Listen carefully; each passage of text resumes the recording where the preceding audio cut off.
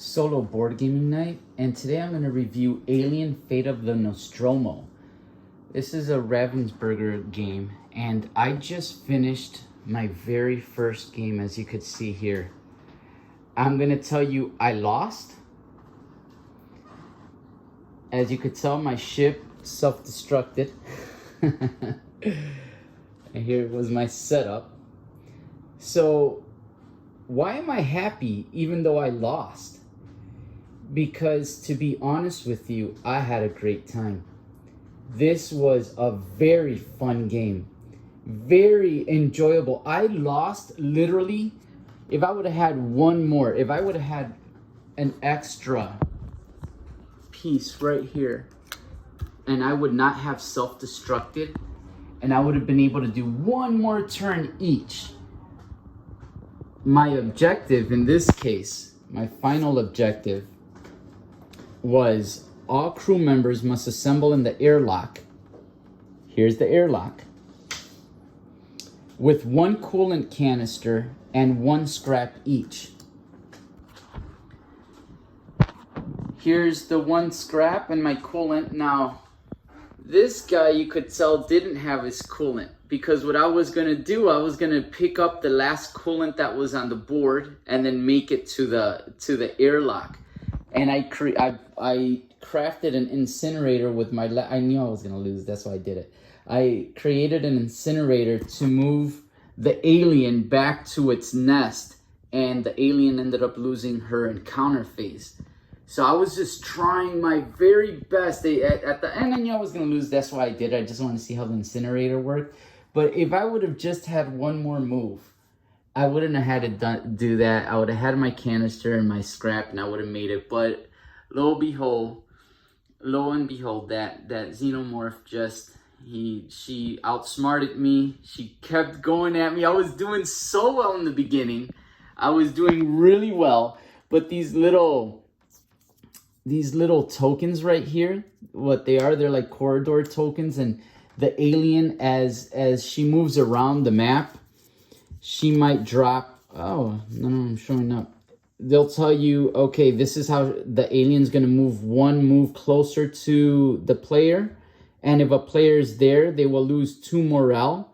And you could mitigate that damage by using things like flashlight, for example. It lowers that by that morale drop by 1. And there's other items out there. One, I think it was the electric prod that lowered the morale damage taken by 2. So there's ways to mitigate that.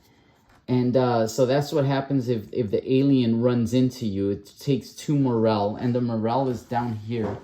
As you take morale damage, this moves closer and closer, and if it moves to this part right here, your crew loses. So that's what you try to avoid. And every time, let's say the alien ends up going in a space where a player is, in this case it moves 1, it goes to a space where a player is, the player takes the damage and then has to move away 3 spaces. Now this is the thing, like let's say that's the case, and there's a corridor token here, and I have to flee 3 spaces, and I end up landing on another corridor space. You flip that corridor space. In this case, it's empty.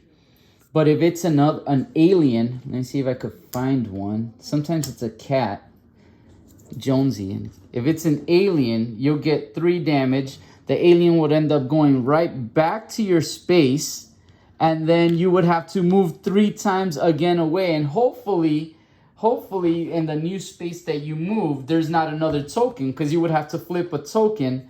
And if there's an alien behind that token, it just keeps going and going and going until it stops, until you're in a place where it does not have a token like that. And in that way, it kind of felt like the game Isolation. This game did a good job making you feel like you were constantly being hunted by the alien. And in that, I give this game a thumbs up. It was great. It felt good. It was fun. It was fun. And that is the key word here. It was fun.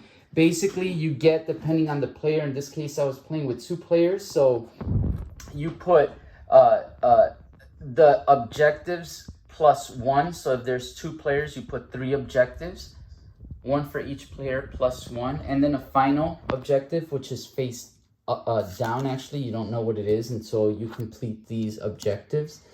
And basically, as you complete the objectives, which were really fun, I really enjoyed it. Like, for example, this one said, bring an electric prod to the galley. So basically what you do in your player reference, it lets you know how much scrap you need to get to create an item. So for example, the electric prod, you need 3 scrap. And if you have 3 scrap, you use an action to create that electric prod, which is this right here. And then you place it on your player mat. Let me remove this guy's player mat. If it was Brett that would have done it, you place it on your player mat as so. And as you can see, you have 3 slots for items and 1 slot for a coolant. And you can only carry 1 coolant. And then what happens is, you in this objective, for example, as long as you have that, you have to go to the galley, it says. And once you go to the galley, since Brett would have, for example, and let's pretend this token wasn't there, if Brett would have, for example, the electric prod, he would complete that mission and basically just flip it over. And he keeps going, you keep going, and you try to complete all the missions until all the missions are completed. And once all the missions are completed, you go ahead, you flip the final mission over, read what it says, and it will tell you both the defeat conditions and the victory condition. I lost by the defeat condition. I self-destructed, as you can see right here. And it's really cool. And it's neat because basically how the self-destruct works, you place each of these tokens on the self-destruct board, and the active player that has this self-destruct board, it tells you, so like whoever completes the final mission will be the one, whoever completes the final objective will be the one that then takes this objective, this self-destruct mat, and every time it's their turn from there on, not when they receive it, but every time after, you remove one. And you keep removing one every time it's that player's turn. And if at the end,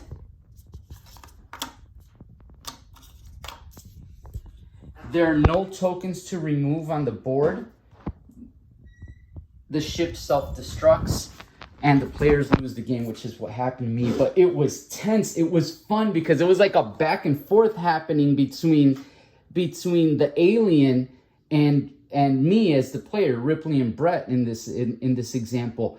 And I just reviewed last night. I played Gargoyles Awakening, and one of my biggest complaints was in the map, it felt like you were just moving in the map. There really wasn't a point. It was just literally you move from one point to the other, you fight a bad guy, and that's it. I didn't feel that the map had a purpose. This game was thematic and everything had a purpose. I loved the way I really felt that everything mattered.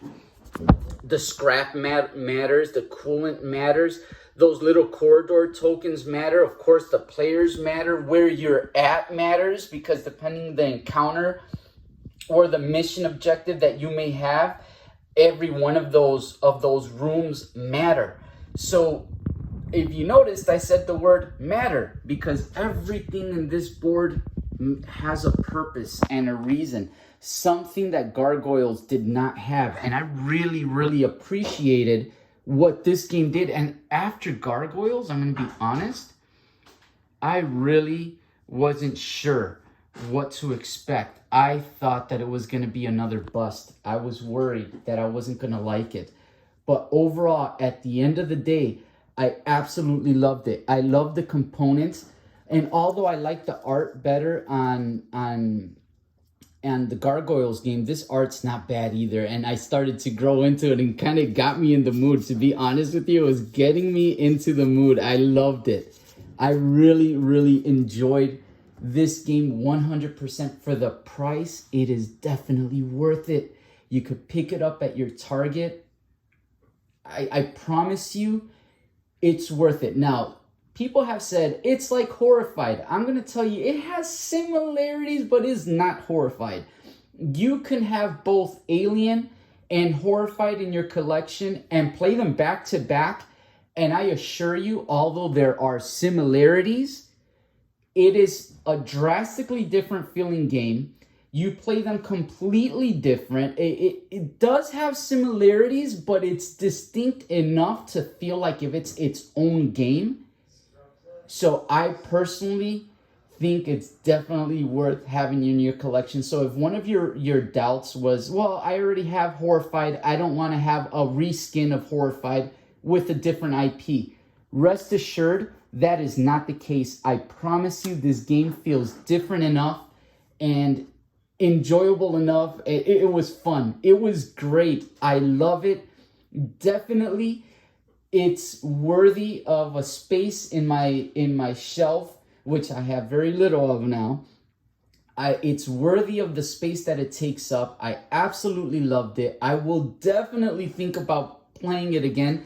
The setup was easy. The teardown is going to be easy as well. There's not a lot to it, which is actually a good thing. So you could start going right away. The table space, I just like to play with a lot of room, but you could definitely play this with not that much room at all. I just like to set things up so I could see things clearly. So the table space is actually good. All around, this is a must buy. I absolutely loved it, and I hope that if anything, this review gets the point that this review gets across. I hope that it would be that it's worth it. Get it if you're into it. If you're doubting whether or not it's too much, like it's different enough. It's a great game. It's a fun experience. It's also easy to play, learn, and understand, and I'm pretty sure that you'll be able to teach friends and family how to do it as well. It's a great solo game, which is what I love to do personally. So all around, this is my recommendation. 2 thumbs up. Awesome. Must buy, must have, must own if you're a solo board gamer or a board gamer in general. This was Solo Board Gaming Night, and I hope you guys have a great game night.